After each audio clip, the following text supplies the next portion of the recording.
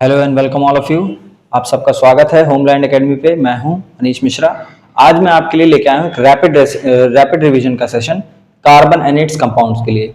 ये चैप्टर हम मान के रखते हैं कि आप लोगों ने पहले पढ़ रखा होगा और इस चैप्टर को हम जितना जल्दी हो सकेगा उतना जल्दी समराइज कर देंगे। ठंड का टाइम है, आप लोग आग के पास बैठे रहते हो। मैं चाहता हूँ उतने देर में ही कुछ बैठे बैठे ही अगर आप इस वीडियो को देख लोगे तो शायद आपका ये पूरा चैप्टर समराइज हो जाएगा। और अगर मेरा प्रयास आपको अच्छा लगेगा तो इस वीडियो को लाइक कर दीजिएगा। चलिए शुरू करते हैं। सबसे पहले देखते हैं कि कार्बन आपका जो एक एटम है वह एज एन एटम उसका स्ट्रक्चर क्या होता है। तो कार्बन का एटॉमिक नंबर होता है 6। अब एटॉमिक नंबर 6 होने के कारण उसके इनर ऑर्बिटल में 2 इलेक्ट्रॉन और बाहर में 4। अब ये 4 और मतलब एटम जो 4 इलेक्ट्रॉन्स है इसकी वजह से ऐसा असमंजस पड़ता है कि अगर इसको स्टेबल होना है तो या तो ये 4 इलेक्ट्रॉन किसी को डोनेट कर दे और या 4 इलेक्ट्रॉन एक्सेप्ट कर ले, और दोनों ही प्रोसेस क्या है काफी कठिन है। तो ये दोनों प्रोसेस ना होने के कारण ये क्या कर देता है, ये जो आयनिक बॉन्ड है वो नहीं बनाता है। मतलब जो इलेक्ट्रॉन का डोनेशन या इलेक्ट्रॉन को एक्सेप्ट करना ये दोनों काम नहीं करता। ये क्या करता है, शेयर कर लेता है। और शेयर करने को, इलेक्ट्रॉन शेयर करने को हम क्या बोलते हैं, ऐसी टाइप की बॉन्डिंग को हम कोवेलेंट बॉन्ड बोलते हैं। अच्छा, कोवेलेंट बॉन्ड मतलब जैसे कि आप एक नमूना देखिए कि ना ही इलेक्ट्रॉन कोई डोनेट करेगा और ना ही कोई एक्सेप्ट करेगा, बस इलेक्ट्रॉन को शेयर कर लेंगे। जैसे कि आप O2 का स्ट्रक्चर जानते हैं, आप N2 का स्ट्रक्चर जानते हैं, CH4 जानते हैं। अगर इतने एग्जाम्पल मैं आपको समझा दूं तो शायद आपको समझ में आ जाएगा। जैसे कि ऑक्सीजन की हम बात करते हैं, 2 ऑक्सीजन ले लेते हैं और हम जानते हैं आउटर मोस्ट में ऑक्सीजन के कितने होते हैं। ऑक्सीजन का एटॉमिक नंबर है 8 और 2 और 6 इसकी कॉन्फ़िगरेशन। तो आउटर मोस्ट में कितने हैं, 6 इलेक्ट्रॉन। हम देख लेते हैं उसको, 6 इलेक्ट्रॉन का हम एक डॉट स्ट्रक्चर बना लेते हैं। देखिए ये दोनों हो गए आपस में। लेकिन जब बात आती है इनका जो कोवेलेंट बॉन्ड की, तो कोवेलेंट बॉन्ड कुछ इस तरीके से कहता है कि इनके 2 इलेक्ट्रॉन ये शेयर कर लिए। अब शेयर करने की वजह से अब आउटर मोस्ट में इस कार्बन के इस ऑक्सीजन के देखिए 2 2 4 2 6 और 2 8 इलेक्ट्रॉन होते ही ऑक्टेट कंप्लीट और ये स्टेबल हो गए। तो कहेंगे मैं क्यों पीछे रहूं, ये वाला भी यही काम कर लेगा। अब देखिए इसके आउटर मोस्ट में कितने हैं, 2 2 4 2 6 और 2 8। तो ऐसे ही करके दोनों ही आपस में स्टेबल हो जाते हैं। ना किसी को कोई डोनेट किया ना किसी से कोई एक्सेप्ट किया, बस दोनों ने एक दूसरे के 2 2 इलेक्ट्रॉन शेयर कर लिए और यहाँ पे देखिए ये कंपाउंड स्टेबल हो गया। और ये देखिए 2 इलेक्ट्रॉन शेयर हो रहे हैं, मतलब एक ये वाले और एक ये वाले, इसीलिए डबल बॉन्ड से स्टेबल होता है। अच्छा, बॉन्डिंग वगैरह भी हम पढ़ेंगे, डबल बॉन्ड सिंगल बॉन्ड, वो सैचुरेटेड अनसैचुरेटेड का टॉपिक है। फिर N2 के लिए देखते हैं। नाइट्रोजन का भी देखिए, नाइट्रोजन का एटॉमिक नंबर है 7। कॉन्फ़िगरेशन जब आप उसकी देखेंगे तो 2 और 5, ऐसे हम 2 नाइट्रोजन यहाँ पे लेते हैं। आप बना लीजिए डॉट स्ट्रक्चर, 3 और 2 5 इसके इलेक्ट्रॉन्स और 3 और 2 5 इसके इलेक्ट्रॉन्स। अब जब बात आती है शेयरिंग की तो ये इनके 3 इलेक्ट्रॉन शेयर करके बताता है कि इसके आउटर मोस्ट में कितने आ गए, 3 3 6 2 8। इसका ऑक्टेट भी कंप्लीट और इधर भी देखिए ऐसा करने से इसके पास भी देखिए 3 3 6 2 8। अब ये कितने बॉन्ड बना रहे हैं, कितने इलेक्ट्रॉन शेयर कर रहे हैं आपस में, 3 3 इलेक्ट्रॉन की शेयरिंग और ये ट्रिपल बॉन्ड। इस तरीके से ये आपका नाइट्रोजन देखिए ये भी स्टेबल, ये भी कोवेलेंट बॉन्ड से है। फाइनली हम CH4 का उठा लेते हैं, कार्बन और साथ में 4 हाइड्रोजन।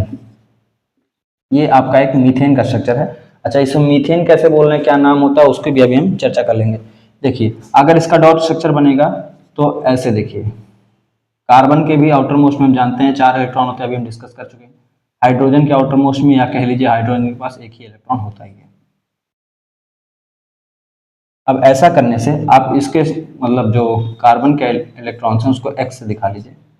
तो यहाँ पे देखिए आपस में ये 2 इलेक्ट्रॉन लेते ही हाइड्रोजन क्या हो जा रहा है, कुछ ना कुछ हीलियम का कॉन्फ़िगरेशन अटेन कर ले रहा है। 2 इलेक्ट्रॉन होते ही क्या हो गया, ये हीलियम जैसा हो गया, ये स्टेबल हो गया। सेम तरीके से ये भी स्टेबल, सेम तरीके से ये, और ऐसे ही ये स्टेबल। लेकिन कार्बन का भी देख लीजिए, कार्बन के भी आउटर मोस्ट में 2 2 4 2 6 और 2 8। इस तरीके से आपका कार्बन भी स्टेबल हो गया। तो ये होता है आपका कोवेलेंट बॉन्ड और कार्बन के कोवेलेंट बॉन्ड भी बनते हैं। ठीक है, फिर कार्बन का और भी आप देख लेंगे, कार्बन के बहुत सारे एलोट्रोप्स पाए जाते हैं। एलोट्रोप्स कहने का मतलब है उसी कार्बन को हम कई सारे फॉर्म्स में देखते हैं। जैसे कि कार्बन आपका जो है एक डायमंड के फॉर्म में देखा जाता है। डायमंड आपका कार्बन का, देखिए जब स्ट्रक्चर बनता है डायमंड का तो लगभग हर एक कार्बन आगे 4 कार्बन से और ये फिर आगे 4 कार्बन से बॉन्ड बनाए रहते हैं। ये ऐसा होता है स्ट्रक्चर डायमंड का। हर कार्बन आगे चल के, अब ये कार्बन भी क्या होगा, 4 कार्बन से बॉन्ड बना के रखेगा। इस तरीके से करके आपका ये डायमंड का कुछ स्ट्रक्चर होता है और ये बहुत ज्यादा हार्ड होता है। हार्ड होने के साथ साथ देखिए सारे कार्बन अपने आप में मजबूत कोवेलेंट बॉन्ड से जुड़े हुए हैं, तो वो इलेक्ट्रिसिटी वगैरह भी कंडक्ट नहीं करते। और डायमंड अपने हार्डनेस और अपनी शाइनी अपीयरेंस, जब उसकी कटिंग वगैरह होती है तो उससे ज्वेलरी वगैरह बहुत अच्छा बन जाता है। दूसरा इलेक्ट्रोप इसका है ग्रेफाइट।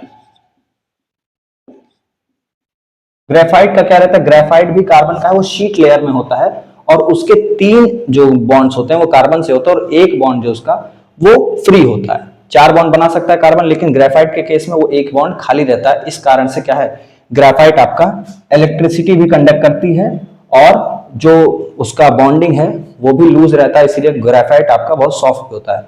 ग्रेफाइट का यूज आप देखेंगे पेंसिल वगैरह में होता है, पेंसिल की जो निब होती है वो ग्रेफाइट की बनी होती है। तीसरा इसका जो हो गया वो आ गया फुलरीन। फुलरीन आपका C60 है, मतलब कार्बन अपने आप में ऐसे ही बॉन्ड बनाते बनाते एक स्फीयर का शेप ले लेता है, एक फुटबॉल का शेप ले लेता है। उसी को हम फुलरीन बोलते हैं या बकमिनिस्टर फुलरीन बोलते हैं, क्योंकि उसको बकमिनिस्टर फुलर ने इसको मतलब जो है इसको डिस्कवर किया था, इसको बताया था। और इसका शेप कैसा होता है, एक स्फीयर जैसा होता है, जिससे आपका फुटबॉल होता है। और इसमें कार्बन कितने होते हैं, 60। और इसका यूज देख लीजिए, इसका यूज वगैरह जो होता है वो मोस्टली इलेक्ट्रॉनिक्स वगैरह में होता है। ठीक है,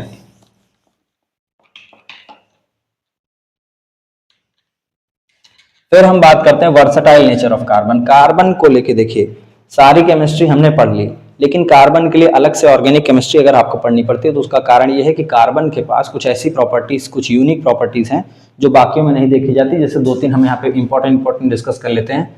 जैसे कि इसका है सेल्फ लिंकिंग का प्रॉपर्टी, जिसको हम कैटिनेशन बोलते हैं, कैटिनेशन बोलते हैं। और एक और प्रॉपर्टी होती है इनकी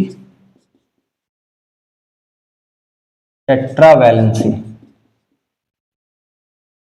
दो यही प्रॉपर्टीज मेन है, उसके बाद सारी प्रॉपर्टीज इन्हीं की वजह से आती है। कैटिनेशन का मतलब होता है सेल्फ लिंकिंग। ये अपनी ही क्या करते हैं, अपनी ही जैसे कार्बन के साथ बॉन्ड बनाते बनाते लंबी कार्बन की चेन तैयार कर लेते हैं। इनका क्या है, सेल्फ लिंकिंग का ये प्रॉपर्टी, जिस वजह से कार्बन के लंबे लंबे स्ट्रक्चर्स देखने को मिलते हैं। दूसरा है टेट्रावैलेंट नेचर। टेट्रावैलेंट का मतलब होता है इनकी वैलेंसी जो है, इनकी वैलेंसी आपकी 4 होती है। अब 4 वैलेंसी होने के कारण क्या है, इनके पास ऐसा असमंजस आ जाता है कि या तो इनको स्टेबल होने के लिए 4 डोनेट करना पड़ेगा या फिर स्टेबल होने के लिए 4 एक्सेप्ट करना पड़ेगा, और ये दोनों नहीं कर पाते, इसलिए कोवेलेंट बॉन्डिंग करते हैं शेयरिंग की, जो अभी हमने जस्ट पढ़ी। फिर हम बात करते हैं आपके हाइड्रोकार्बन्स की। हाइड्रोकार्बन्स क्या है, कार्बन के साथ आपके हाइड्रोजन और ऑक्सीजन वगैरह को अगर आप देखेंगे तो उनको हम हाइड्रोकार्बन्स बोलते हैं, मोस्टली कार्बन और हाइड्रोजन के स्ट्रक्चर्स को। और ये हमें 2 टाइप को देखने को मिलते हैं। जो हाइड्रोकार्बन्स हैं आपके, हाइड्रोकार्बन्स आपके 2 टाइप के हो सकते हैं। एक हो सकता है आपका एलिफैटिक, एलिफेंट मत समझिएगा इसको, है ना, काफी लोग इसके चलते। और एक होता है एरोमेटिक। इसका मतलब क्या है, एलिफैटिक मतलब होता है स्ट्रेट चेन,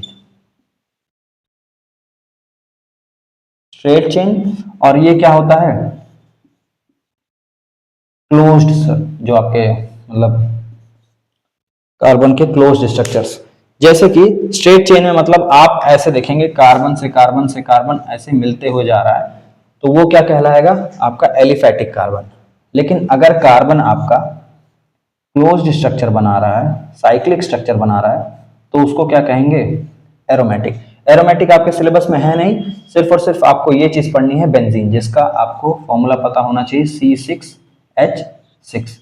ये अल्टरनेट डबल बॉन्ड्स हैं इसमें। आप इसको जब आप आगे फर्दर क्लासेस में 11-12 में आप बहुत अच्छे से पढ़ोगे। फिलहाल हमारे लिए जो सिलेबस में है वो आपको एलिफैटिक वाला पता होना चाहिए।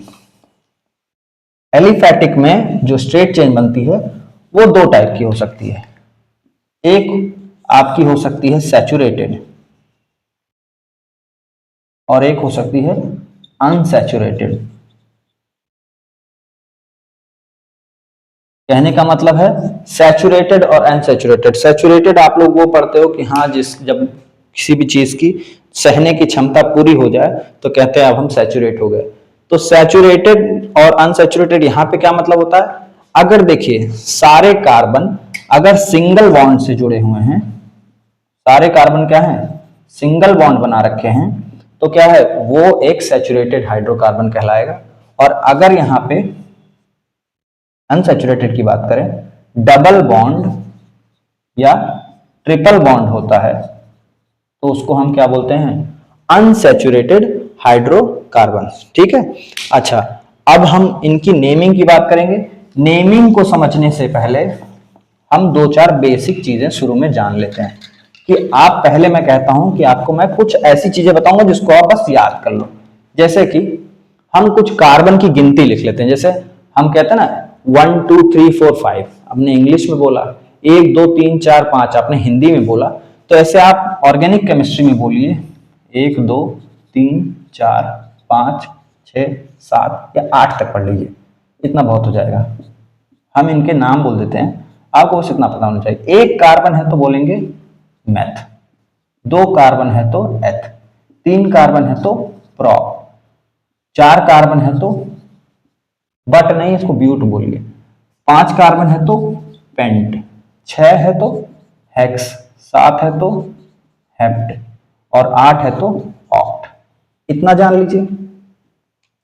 अगर आपके एक कार्बन है तो वो मेथ हो गया, दो है तो एथ हो गया। इस तरीके से आपको आठ तक यहां पता होना चाहिए। और एक छोटी सी बात और, अगर सभी सिंगल बॉन्ड है, सिंगल बॉन्ड है तो हम इसको बोलेंगे एन बोलेंगे। ठीक है, ये एन फैमिली से है। अगर डबल बॉन्ड होंगे तो इन फैमिली से हैं, ट्रिपल बॉन्ड होंगे तो ये आइन फैमिली से। ठीक है, इसके क्या होगा, नाम के आखिरी में अगर सब सिंगल बॉन्ड थे इस कार्बनों में, जितने भी मैंने आपने जो भी कार्बन को देखा, नंबरिंग तो कर ली, लेकिन नंबरिंग करने के बाद अगर आपको पता चलता है कि अगर सभी सिंगल बॉन्ड है तो वो एन है। ठीक है, या ऐसे कह लो इनका पूरा नाम होगा आपका एल्केन। ठीक है, एल्केन फैमिली। अगर सभी मतलब सिंगल बॉन्ड नहीं थे, एक आधा डबल बॉन्ड था तो डबल बॉन्ड होगा तो एल्कीन हो गया ये। और एक आधा अगर ट्रिपल बॉन्ड हो गया तो ट्रिपल बॉन्ड का नाम होता है एल्काइन। ठीक है, आइन फैमिली, इन फैमिली और एन फैमिली। अच्छा, ये तो आपका इतना चीज हो गया। ये मैं बता दूं कि अगर बॉन्डिंग की बात करें तो एक सिग्मा पाई बॉन्ड होता है। सभी सिंगल बॉन्ड को आप बोलेंगे, अगर पहला सिंगल बॉन्ड होता तो हम उसको सिग्मा बॉन्ड बोलते हैं। सिग्मा बॉन्ड के बाद जितने भी आते हैं वो सब पाई बॉन्ड्स होते हैं। तो देखिए इसमें सिर्फ सिग्मा बॉन्ड है, इसमें भी पहला बॉन्ड तो सिग्मा ही है, उसके बाद अगला है पाई बॉन्ड। तो मतलब इसमें डबल बॉन्ड में एक सिग्मा और एक पाई होता है। ट्रिपल बॉन्ड में क्या है, पहला बॉन्ड तो फिर इसमें भी सिग्मा होगा और बाकी दो क्या होंगे, बाद में जितने भी आएंगे सब पाई होंगे, और बाद में जितने क्या दो ही आएंगे तो ये दोनों क्या होंगे, पाई बॉन्ड होंगे। ठीक है, हालांकि इतना जरूरी नहीं है अभी के लिए। सिग्मा बॉन्ड पाई बॉन्ड ये आपको हो गया। एल्केन, एल्कीन, एल्काइन आप जान गए, single bond, double bond, triple bond. और इसी के बेसिस पे हम दो तीन आपसे एग्जांपल करवाते हैं। जैसे अगर आपके पास एक ऐसा स्ट्रक्चर है, मैंने ये आपका डॉट स्ट्रक्चर में भी बनवाया था, अब इसका नाम क्या होगा, कार्बन कितने हैं बेटा, यहाँ पे हैं एक कार्बन तो हम लिख देंगे सीधा मेथ। सारे सिंगल बॉन्ड हैं तो लगा दीजिए आगे एन, ये हो गया मीथेन। इसी तरीके से दो कार्बन ले लीजिए और यहाँ पे हाइड्रोजन बना दीजिए। सबसे कठिन काम है हाइड्रोजन बनाना लगता है। ठीक है, ये देखिए ये क्या हो गया, यहाँ पे इस स्ट्रक्चर को देखते आपने गिन लिया कितने कार्बन है, दो कार्बन है, मेथ और एथ, दो कार्बन हो गए और बाकी सब सिंगल बॉन्ड है तो क्या होगा, एन लगा देंगे, इथेन हो गया। ठीक है, तो इस तरीके से आपका हो जाएगा। बाई चांस अब मैं आपको डबल बॉन्ड के लिए बता देता हूं। अगर मान लीजिए ऐसा स्ट्रक्चर है, ये स्ट्रक्चर है आपका, तो क्या होगा, दो कार्बन है तो सीधे लिख दीजिए एथ। माफ कीजिएगा मेरी राइटिंग, एथ, 2 कार्बन है तो एथ, और बाकी देखिए कोई सिंगल बॉन्ड सारे हैं कि एक आधा डबल बॉन्ड भी है, बिल्कुल यहाँ पे देख रहे हैं डबल बॉन्ड, तो डबल बॉन्ड है तो क्या लगाना है, ईन लगाना है, ये हो गया आपका इथीन। ठीक है, ऐसे ही अगर आप देखेंगे यहाँ पे तो देख लीजिए। अच्छा हाँ, ये आप जरूर चेक करिएगा कि हर कार्बन जो है वो 4 बॉन्ड कंप्लीट कर सकता है और वो करेगा, अगर वो नहीं कंप्लीट किया है तो फिर वो स्ट्रक्चर अधूरा है। यहाँ पे देख लीजिए हर कार्बन ने कितने बॉन्ड बना रखे हैं, 1 2 3 4, यहाँ इसमें भी 1 2 3 4, यहाँ पे भी देखिए 1 2 3 और 4, 1 2 3 और 4, हर कार्बन का ये आप चेक करते रहिएगा, इसी से आपको गलतियों का भी पता चलते रहेगा। इसका क्या नाम होगा, 2 कार्बन है तो एथ, 2 कार्बन है तो एथ, और सिंगल बॉन्ड है, डबल बॉन्ड है, ट्रिपल बॉन्ड है, क्या है यहाँ पे ट्रिपल बॉन्ड है तो यहाँ पे आइन लग जाएगा, क्या लग जाएगा, आइन, तो ये क्या हो गया, इथाइन। इस तरीके से आप जो सिंपल नेमिंग है वो आप समझ गए। फिर मैं आपको थोड़ा सा अवगत करा देता हूं फंक्शनल ग्रुप से। फंक्शनल ग्रुप्स क्या होते हैं, फंक्शनल ग्रुप्स आपको देखिए सिंपल पहले पढ़ना है आपको, अल्कोहल ले लीजिए, कार्बोक्सिलिक एसिड हो गया एक, ये हो गया आपका एक कीटोन हो गया, और एल्डिहाइड है, और एक आपके हैं हैलोजेंस। ठीक है, अच्छा मैं बता देता हूं आपको 2 चीजें, एक जानना है आपको प्रीफिक्स क्या होता है और दूसरा जानना है सफिक्स क्या होता है। प्रीफिक्स और सफिक्स, प्रीफिक्स आपका प्री मतलब पहले, तो ये प्रीफिक्स क्या होगा, जो नाम से या मेन नेम से पहले लगेगा। ठीक है, ये क्या होता है, ये पहले लगेगा, और जो आपका सफिक्स है, सफिक्स ये बाद में लगेगा। ठीक है, सफिक्स जो आपका बाद में लगता है। ठीक, तो प्रीफिक्स और सफिक्स मैं आपको यहां पे बता दिया, प्रीफिक्स क्या होता है, सफिक्स क्या होता है। अब यहां पे बस जो अगले स्टेप में आप ये समझ लीजिए कि अल्कोहल की पहले पहचान कर लीजिए। अगर आपकी इजाजत हो तो मैं इसको अब मिटा देता हूं क्योंकि हमको जगह की थोड़ी कमी है, अभी हमारे पास ये व्हाइट बोर्ड है भैया, लिमिटेशन है, तो स्लाइड नहीं बदल सकते, मिटा सकते हैं। देखिए अल्कोहल है, अल्कोहल की पहचान क्या है, अल्कोहल आपका ऐसा दिखेगा।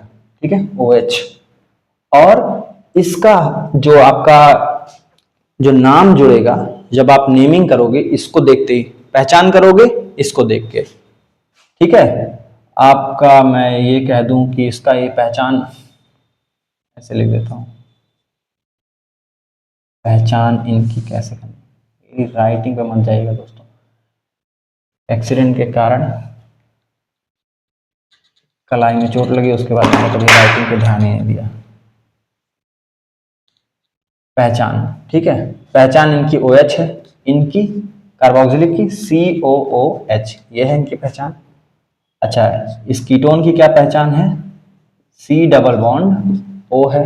ठीक है, एल्डिहाइड की CHO है, या इस CHO को मैं ऐसे बनाऊं तो आप देखिएगा कि आपका C डबल बॉन्ड O और H इस तरीके से, और इधर कोई कार्बन लगा होगा, ये है आपका। और कीटोन में क्या है, इधर भी कार्बन इधर भी कार्बन, बीच में डबल बॉन्ड से ऑक्सीजन, तो एक कीटोन। वरना कई बार इतने पार्ट को देख के आप सोचोगे सर ये दोनों तो एक ही है, नहीं बेटा, यहाँ पे दोनों कार्बन है और यहाँ पे एक हाइड्रोजन है, तो CHO ये एल्डिहाइड हो गया। और हेलोजेंस आपके हैं क्लोरीन, ब्रोमीन और आयोडीन। ठीक है, क्लोरीन, ब्रोमीन और आयोडीन। ठीक, इसके बाद मैं बताता हूं इनका सफिक्स या प्रीफिक्स क्या लगेगा। सब में सफिक्स लगेगा, सिर्फ और सिर्फ इसका, इस केस में क्या होगा, प्रीफिक्स लगेगा, बाकी सब में सफिक्स लगेगा। अच्छा, अल्कोहल अगर मिले, ये OH मिले, तो OH मिले तो क्या लिखना है आपको, ऑल लगाना है। ठीक है, बस सिर्फ और सिर्फ ऑल लगाना है, ऑल लगाना है, और उसके बाद जो कहां लगाना है, कैसे लगाना है, वो अभी आपको 1 सेकंड में पता चल जाएगा। कार्बोक्सिलिक एसिड दिखे, मतलब ये ऐसा दिखे, तो आपको आखिरी में ये सब क्या लगेगा, सफिक्स के फॉर्म में लग रहा है। ठीक है, यहां तक एल्डिहाइड के ऊपर ऊपर तक सफिक्स में लगेगा, बाकी इसके लिए जो हैलोजन है उसके लिए प्रीफिक्स लगेगा। ये आपको कार्बोक्सिलिक एसिड दिखे तो आखिरी में ओइक एसिड लगेगा, कीटोन दिखे तो ONE बस ऑन लगेगा, और एल्डिहाइड दिखे तो AL अल लगेगा। ठीक है, और ये अगर दिख जाए आपको, ठीक है, ये दिख जाए हैलोजेंस, तो प्रीफिक्स लगेगा, मतलब इसके लिए क्लोरीन के लिए क्लोरो, ब्रोमीन के लिए ब्रोमो, और आयोडीन के लिए आयोडो। यही इतना है। ठीक है, अब इसको अगर आपकी इजाजत हो तो मैं यही नीचे बना देता हूं, ठीक है, ताकि ये सारी चीजें रहेंगी तो आप देख देख के तुरंत बताते रहोगे। मान लो अगर कोई स्ट्रक्चर ऐसा है,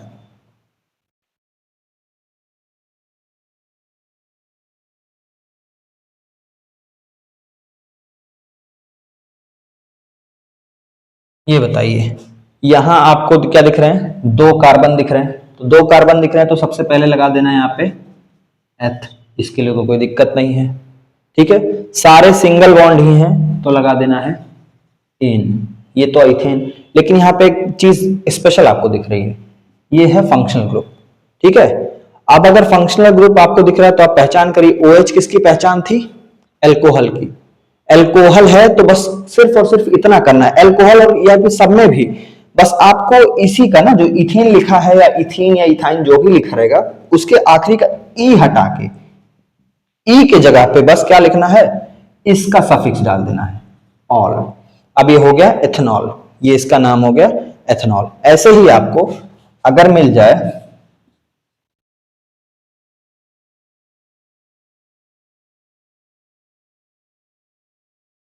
यहां पे देखिए ऐसा दिख जाए अगर आपको, तो कार्बन कितने हैं यहाँ पे, 2 कार्बन है, तो सिंपल सी बात यहाँ पे एथ लिख दीजिए तुरंत। अच्छा, अगर यही 3 कार्बन, सर बोलेंगे आप तो 2 कार्बन के पीछे पड़ गए हैं, चलिए एक और बढ़ा देते हैं आपके कहने पे, हम मान लेते हैं यहाँ पे कितने हैं, 3 कार्बन है, मेथ एथ प्रॉप, तो आप पहले लिखेंगे प्रॉप। ठीक है, सभी आपको दिख रहे हैं कार्बन से बीच, जो कार्बन से कार्बन और हाइड्रोजन के बीच में सभी सिंगल बॉन्ड है। ये क्या है आपका, यहाँ पे एक फंक्शनल ग्रुप दिख रहा है। ठीक है, तो फंक्शनल ग्रुप दिख रहा है तो क्या करना है आपको, यहां पे बस ई हटा के पहचान करिए पहले कौन सा है, CHO, ये एल्डिहाइड जैसा है, एल्डिहाइड जैसा क्या, एल्डिहाइड ही है, ऐसा कुछ दिख रहा है ना आपको, तो ये क्या करना है, बस यहाँ का ई हटा के अल लगा देना है, जो इसका सफिक्स है, प्रोपेनल हो गया। ठीक है, फिर ऐसे ही अगर आपको थोड़ा सा चेंज कर दीजिए इसी को,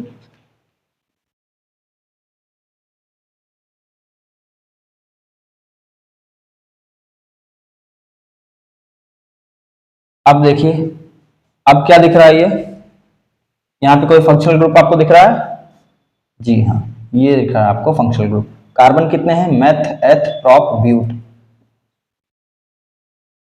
आपको कार्बन, सारे कार्बन से सिंगल बॉन्ड है इन, लेकिन आपको दिख रहा है ये फंक्शनल ग्रुप, फंक्शनल ग्रुप के नाते ई हटाइए, पहचान करिए क्या है, कीटोन है, कीटोन के आखिरी में क्या लगेगा, ऑन, ये हो गया ब्यूटेनॉन।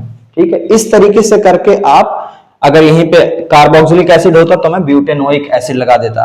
ठीक है, अब एक केस ले लेते हैं आपके लिए,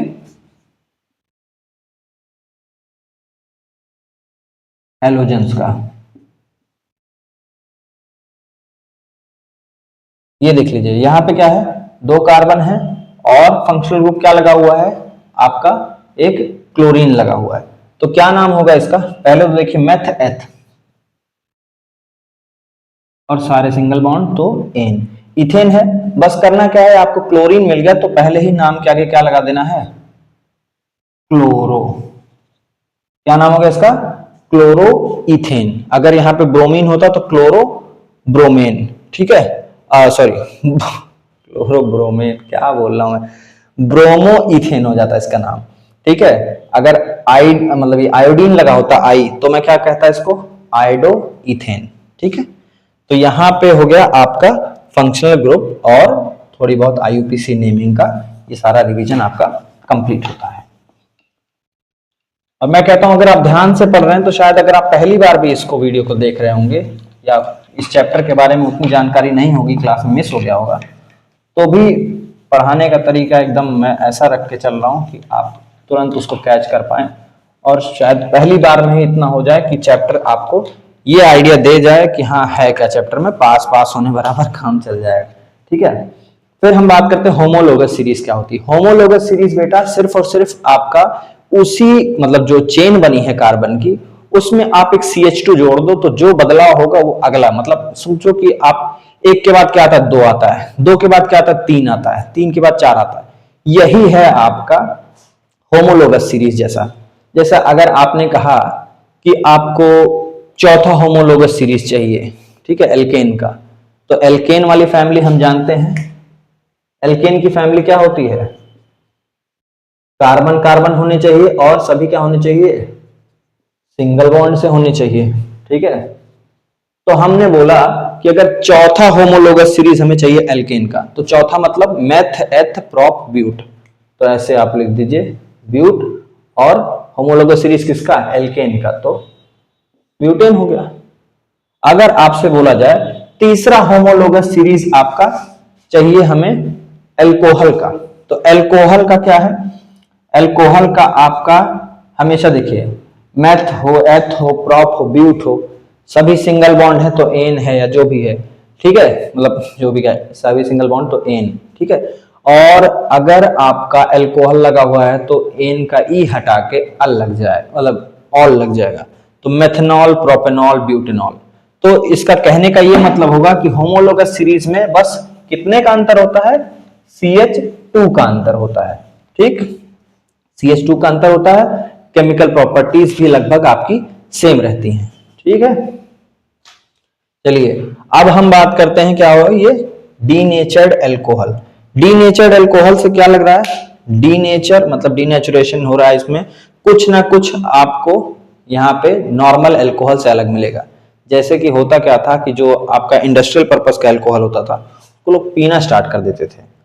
अब जब वहीं पे ड्यूटी ही कर रहे हैं एल्कोहल्स के बीच में, धीरे से एक आधा घूंट मार दिए। अब जब एक आधा घूंट मार दिए तो सभी लोग एक आधा घूंट मारेंगे तो घट भी जाएगा, और फिर बाद में सोल्यूशन भी अच्छा नहीं बनेगा, एल्कोहल की जगह पानी मिलाओगे और कुछ करोगे, तो ये कलाकारी लोग ना कर पाए, इसीलिए सरकार या जो बाकी एजेंसीज हैं उन्होंने ऐसा डिसीजन लिया कि हम एल्कोहल में क्या करेंगे, कुछ मिक्सिंग कर देंगे। मिक्सिंग किसकी करेंगे, मेथनॉल की कर देंगे। ये भी आपका एक तरीके का एल्कोहल है, बट ये क्या है, ये आपके जो सैनिटाइजर्स वगैरह होते हैं हाथ सैनिटाइज करने वाला, उसमें यूज होता है, और ये आपका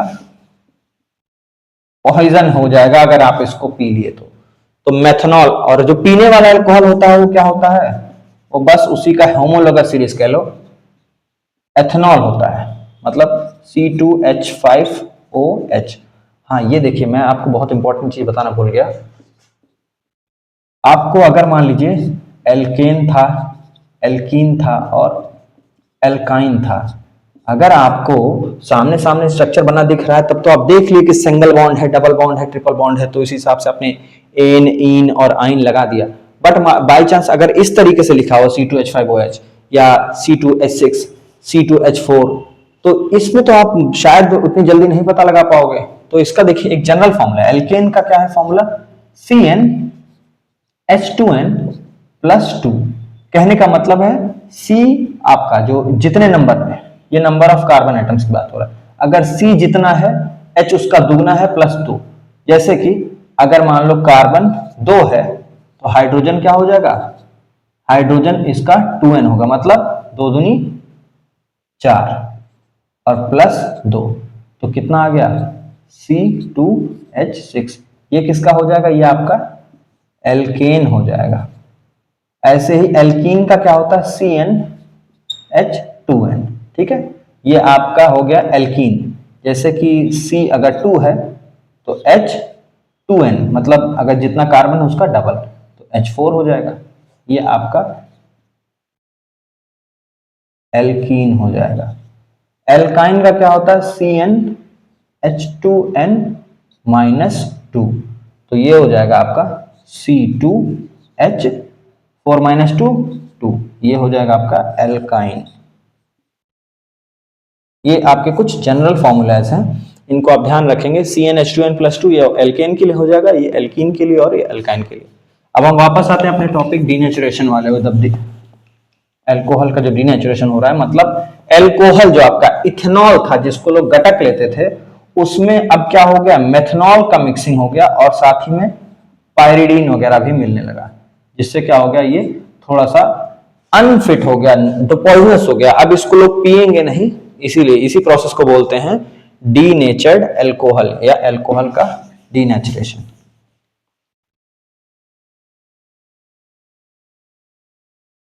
फिर हम बात कर लेते हैं कुछ केमिकल प्रॉपर्टीज कार्बन मतलब एनिड्स कंपाउंड की।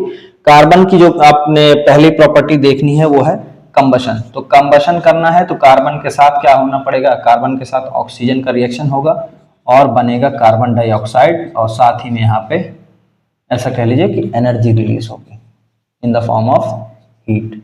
ठीक है, कार्बन जब भी बर्न होगा ऑक्सीजन की प्रेजेंस में तो कार्बन डाइऑक्साइड बनेगा और एनर्जी रिलीज होगी। अगर ऑक्सीजन का सप्लाई प्रॉपर नहीं है तो क्या होगा, कार्बन मोनोऑक्साइड यानी CO ये भी फॉर्म हो सकता है अगर सफिशिएंट सप्लाई ऑफ कार्बन नहीं है तो, मतलब सफिशिएंट सप्लाई ऑफ ऑक्सीजन नहीं है तो। फिर बात करते हैं ऑक्सीडेशन की। ऑक्सीडेशन क्या होता है, ऑक्सीडेशन मतलब एडिशन ऑफ ऑक्सीजन। जैसे आपका इथेनॉल है C2H5OH, अगर इसका आपको क्या कराना है, ऑक्सीडेशन, ऑक्सीडेशन कराने के लिए आपको ऑक्सीडाइजिंग एजेंट्स की जरूरत पड़ेगी। ऑक्सीडाइजिंग एजेंट्स आपके कुछ फेमस जो हैं K2Cr2O7 हो गया या KMnO4 हो गया, पोटेशियम परमैंगनेट या पोटेशियम डाइक्रोमेट। उसके बाद क्या हो जाएगा, यहाँ पे ये बदल जाएगा आपका एथनोइक एसिड में।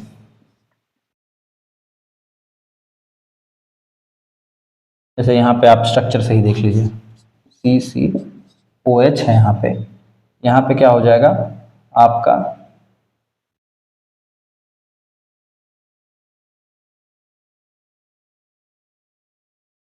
CH3CH2OH है, और ये ऑक्सीडाइज होने के बाद हो जाएगा C डबल बॉन्ड OH। ये तो हाइड्रोजन भरना पड़ेगा। ये क्या बन गया, इथेन था पहले। अभी हम नॉमेनक्लेचर फिर एक से प्रैक्टिस कर लेते हैं दोबारा। मेथ एथ, 2 कार्बन है तो एथ, और सिंगल बॉन्ड एन। आपका अल्कोहल दिखा यहां से, अल्कोहल है तो ई हटा के ऑल लगा दो, ई हटा के क्या लगा दो, ऑल। ये आपका हो गया एथेनॉल। और यहीं पे आपने देखा COOH यानी ये कार्बोक्सिलिक एसिड है। कार्बोक्सिलिक एसिड है तो इसका नाम क्या हो जाएगा, इथेनोइक एसिड। ये था आपका ऑक्सीडेशन ऑफ कार्बन। यहाँ पे ऑक्सीजन का एडिशन हो रहा है, और आपके ऑक्सीडाइजिंग एजेंट्स कौन कौन से हैं, पोटेशियम परमैंगनेट और पोटेशियम डाइक्रोमेट। फिर हम पढ़ते हैं इसका अगला पॉइंट, एडिशन रिएक्शन।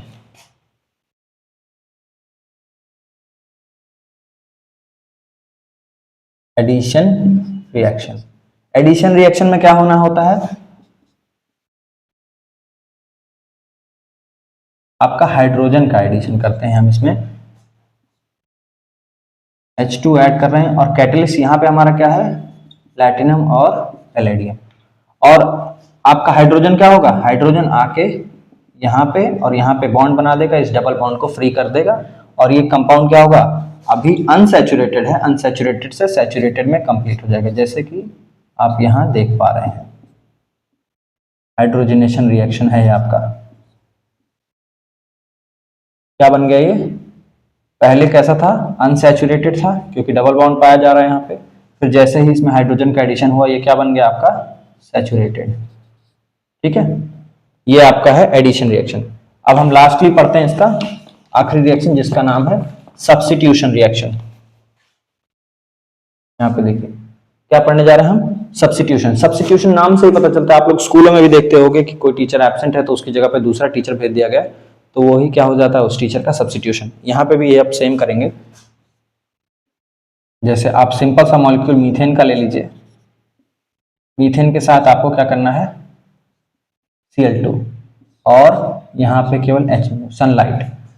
क्या हो जाएगा, ये रिएक्शन क्या होगा, यहाँ पे जो है Cl दिख रहा है ना, ये अपने आप में टूट के क्या हो जाएगा, एक Cl आएगा और इस हाइड्रोजन को यहाँ से सब्स्टिट्यूट कर देगा, यहाँ पे आके खुद Cl लग जाएगा और यहाँ से जो हाइड्रोजन निकला है वो आके इसके साथ बॉन्ड बना लेगा। तो मतलब क्या हो जाएगा, यहाँ पे जो पहले हाइड्रोजन था यहाँ से अब वो बन जाएगा CH3Cl, यानी 3 हाइड्रोजन रह जाएंगे इस कार्बन के पास और एक क्लोरीन जुड़ जाएगा, और जो यहाँ से एक हाइड्रोजन निकला है वो बचे हुए क्लोरीन के साथ बॉन्ड बना के हाइड्रोक्लोरिक एसिड यानी HCl बना देगा। ठीक है, ये आपका सब्स्टिट्यूशन रिएक्शन है। तो आपने देख लिया कंबशन, देख लिया कंबशन के बाद आपने अगला रिएक्शन देखा ऑक्सीडेशन, ऑक्सीडेशन के बाद देखा आपने एडिशन रिएक्शन जो आपका हाइड्रोजनेशन भी कहला रहा था, और फिर लास्ट में सब्स्टिट्यूशन रिएक्शन दिखा। अब यहाँ पे देख लीजिए एस्टरिफिकेशन क्या होता है। एस्टरिफिकेशन आपका होता है, एस्टर किसको बोलते हैं, RCOOR, यानी कि आपका क्या होगा, यहाँ पे जो रिएक्शन होगा वो एक एथेनोइक एसिड और एक एथेनॉल के बीच में होगा और वहां से वाटर रिमूव हो जाएगा। जैसे कि आप यहाँ पे देख लीजिए, एक है CH3COOH है, ये आपका क्या है, एथेनोइक एसिड है। इसका रिएक्शन किससे होना है, हमारा एथेनॉल से। अच्छा, अगर मैं आपको थोड़ा सा ऐसे लिख दूं, ये क्या होता है, CH3CH2OH, यही होता है ना, CH3CH2OH, ये आपका C2H5OH, ये आपका एथेनॉल है ना। तो मैं इसको ऐसे लिख दूं, CH3CH2 और OH, या OH को मैं थोड़ा सा, हमारा एक स्टूडेंट है सुमित, वो हो बोलता है कभी कभी इसको, तो ये क्या हो गया, OH को ही मैंने ऐसे लिख दिया है, कोई दिक्कत नहीं है, ये कंपाउंड सेम यही है, CH3CH2OH। ये आप देखेंगे यहाँ से क्या होगा, ये जो होगा H2O ये रिमूव हो जाएगा, ये रिमूव हो जाएगा, और रिमूव होने के बाद यहाँ पे एक एस्टर बन जाएगा। हम यहाँ पे कंसंट्रेटेड H2SO4 की यूज करेंगे। कंसंट्रेटेड H2SO4 क्या करता है, वाटर को खींचने का काम करता है, पानी जो भी होगा उसको निकाल लेगा। तो यहाँ पे क्या बन जाएगा, इतना पोर्शन को देखेंगे आप, वाटर यहाँ से निकल जाएगा, तो बचा यहाँ पे CH3COO CH2 CH3, और बदले में क्या बाहर से निकल गया, H2O। ये है आपका एस्टरिफिकेशन रिएक्शन। यहाँ पे ये क्या बन रहा है, RCOOR, R मतलब एल्काइल ग्रुप को डिनोट करते हैं हम लोग, आगे चल के R से डिनोट करेंगे एल्काइल ग्रुप, COO और यहाँ पे फिर R। देखिए यहाँ तक क्या है, एल्काइल ग्रुप है, ये COO और फिर यहाँ पे एल्काइल ग्रुप है। ये क्या दिख रहा है, यही है आपका एस्टर। एस्टर की खास बात ये होती है कि एस्टर जब बनता है तो आपकी काफी फ्रूटी स्मेल आती है, वही आपकी एस्टरिफिकेशन है। ठीक है, आपने एस्टर यहाँ पे बना लिया। अब आ जाएंगे हम सपोनिफिकेशन रिएक्शन पे। सपोनिफिकेशन रिएक्शन में कुछ और नहीं है बेटा, यही आपका जो एस्टर है इसका आपको क्या करना है, इसका रिएक्शन करा देना है आपका NaOH के साथ। ठीक है, और एस्टरिफिकेशन से क्या मतलब, आपका एस्टर से क्या बन जाएगा, वो सोडियम का, ये जो CH3COONA जो आपका सोडियम एसीटेट बन जाएगा। फिर हम बात करते हैं, वीडियो बहुत लंबा हो जा रहा है। हार्डनेस ऑफ वाटर क्या होता है, हार्डनेस ऑफ वाटर आपका ये कह रहा है कि जब वाटर में कैल्शियम और मैग्नीशियम के सॉल्ट्स आ जाते हैं तो उसे क्या हो जाता है, उसे हम हार्ड वाटर कंसीडर करते हैं। तब नॉर्मल सोप से वो है जो आपका वाटर है, वो मतलब जो नॉर्मल सोप से आप किसी चीज को क्लीन करने जाओगे, जो वाटर हार्ड है तो एक स्कम फॉर्म कर लेता है। ठीक है, और हार्डनेस ऑफ वाटर जहां पे होती है उसको हमें अगर निकालना है या मतलब वहां पे काम करना है तो हमें सोप नहीं, वहां पे डिटर्जेंट यूज करना होगा। हार्डनेस क्या कहलाती है, जब हम क्या कह लें, वाटर में प्रेजेंस ऑफ कैल्शियम और मैग्नीशियम, अगर मैग्नीशियम और कैल्शियम की प्रेजेंस होती है वाटर में तो उसको हम कहते हैं हार्ड वाटर। फिर एक आपका क्लीनिंग एक्शन जो मिशेल एक्शन होता है, उसमें भी कुछ नहीं है बेटा, मिशेल एक्शन भी सिंपल सा है। आपको मैं बता दूं कि सोप के ऐसे मॉलिक्यूल्स होते हैं, ये क्या है, हेड है और ये टेल है। हेड आपका होता है और टेल होता है। तो टेल जो होती है वो हाइड्रोफोबिक होती है और हेड जो होता है वो हाइड्रोफिलिक होता है। हाइड्रोफिलिक मतलब होता है, हाइड्रो मतलब तो पानी हो गया यहाँ पे भी और यहाँ पे भी, फिलिक मतलब होता है लविंग, और इसका मतलब होता है फियरिंग। मतलब क्या है, वाटर से ये दूर भागेगा, ठीक है। वाटर को ये हेट करेगा और ये वाटर को लव करेगा। तो लव और हेट मतलब वहां पे स्टोरी नहीं बनानी है, सिर्फ और सिर्फ इतना बताना है कि ये पानी के साथ अच्छे से घुलेगा, अच्छे के साथ मतलब पानी के साथ मिल जाएगा और ये पानी में नहीं मिलेगा। जैसे कि आपका तेल होता है, तेल को आप पानी में डालोगे तो नहीं मिलेगा, तो आप कह सकते हो कि वो एक हाइड्रोफोबिक चीज है। तो ये क्या होता है, जो आपका ये ऐसे मिसल है, ये रहा हेड, हेड आपका कैसा है, हाइड्रोफिलिक, और ये क्या है, टेल, टेल है आपकी हाइड्रोफोबिक। और जो आपका ऑयल या डर्ट, ऑयल या डर्ट, यही आपका कपड़े में मैल होता है, तो ये क्या करता है, ये ऑयल और डर्ट आपका इसी के साथ बॉन्ड बना लेगा, हाइड्रोफोबिक एंड वाले के साथ, और ऐसे ऐसे करके जितने भी मॉलिक्यूल्स हैं वो इसके तरफ ऐसे घेरा बना लेंगे, और घेरा बनाएंगे तो इसी स्ट्रक्चर को हम बोलते हैं मिसेल। अब ये एक बार घेरा बना ली, इतना वाला पोर्शन तो पानी मिला हुआ, लेकिन ये वाला पोर्शन पानी में नहीं है और पानी से अलग हो भी रहा है, तो साथ में किसको लेके, अपने साथ ऑयल या डर्ट को लेके। जब आप कपड़े को धोने के वक्त जब एजिटेट करोगे, उठा के पटकोगे उसको, मतलब थोड़ा सा खंगालोगे, तो क्या होगा, ये जो है, ये जो मतलब मिसेल है, ये कपड़े से डर्ट को लेके अलग हो जाएगा और पानी में आराम से मिल के निकल जाएगा। आप बार बार उस गंदे पानी में जिसमें आप कपड़ा धुले हो, बार बार कपड़े को डुबो और निकालो, दोबारा वो कपड़ा मैला नहीं होता, क्योंकि अब क्या है, अब इसको मिसेल एक्शन के तहत पकड़ लिया जा चुका है। तो चलिए, इसी के साथ हमारा चैप्टर खत्म होता है। मैं उम्मीद करता हूँ कि आपको ये चैप्टर अच्छा लगा होगा, ये वीडियो आपको कुछ ना कुछ हेल्प दिया होगा। और देखिए, हमारे पास सुविधाएं यही है कि सब लिखना है, सब याद करना है, ऐसा नहीं कि स्लाइडें चल रही हैं और सब कुछ होते जा रहा है। यहाँ पे पूरा चैप्टर एक बार मेमोरी में रख के ही सब चीज़ें पढ़ानी पड़ती हैं, तो गुंजाइश रहती है कि कोई छोटी मोटी चीज़ एक आधा मिस हो जाए, तो मैं उसके लिए माफ़ी चाहूँगा। और अगर आपको ये वीडियो अच्छा लगा है तो आप अपने दोस्तों के साथ शेयर करिए, और आपको इस वीडियो से कुछ वैल्यू मिलती है, कुछ हेल्प मिलता है, तो हमें कमेंट्स में ज़रूर बताइए। आपका बहुत बहुत धन्यवाद।